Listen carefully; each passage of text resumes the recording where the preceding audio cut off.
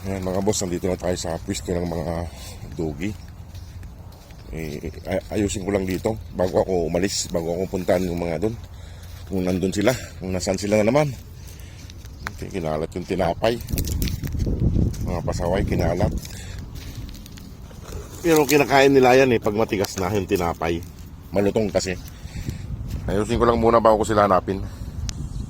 Ayan mga boss, naayos na natin yung pagkain nila. Hanapin na natin sila. Sana hindi sila lumayo rito sa lugar na to. Kasi hirap silang hanapin pag lumalayo sila. At lakad na tayo dun papunta ron. Sana nandyan lang sila sa may damuhan. Kasi hirap din sila hanapin pag nakakalayo. Ayun yung isa. Buti naman, nandito kayo. Sorry kayo. Buti naman. Hindi kayo lumayo. Ayun, yung isa. Pero yung isa hindi na nakabalik talaga. Buti naman nandito sila. Naman hindi sila umalis.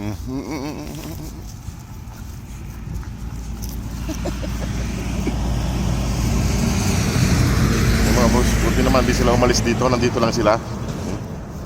Palik-palik pa. Tara na. Ikaw na naman Ayan mga boss, wala na talaga yung isa. Hindi na talaga bumalik. Kayo. Huwag kayong aalis dito Okay lang dito lang kayo sa gilid ng kalsada. Huwag kayong lalayo. Kayo mga pasaway.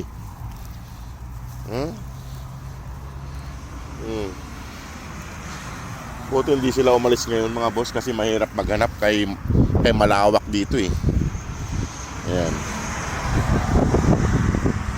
Malawak dito sa lugar na to. Ayan sila Tara na, kumain na kayo. Wag na kayo aalis dito Mamadug Wag mong ilalayo yung mga anak mo Mamadug, wag mong ilalayo itong mga anak mo Lalo na si Antukin, kayo madaling mapagod. Lina, kain na. Yung isa naman dito. Lina, kumain na kayo. Kumain na. Lina. Ayan sila mga boss. Ayan silang lahat.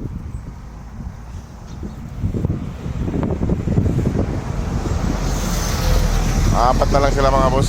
Sana po ay matulungan pa po natin sila para mapauwi na po natin ang Pilipinas kasi napapalayo na sila ng paggagala. Delikado po kasi rito. Nagpaisa-isa na silang nawawala. Kailangan na natin mailikas. Ay mga boss, ay pakainin ko lang sila.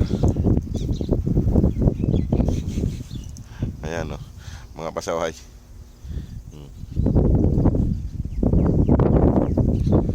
Sige mga boss, papakainin ko na sila.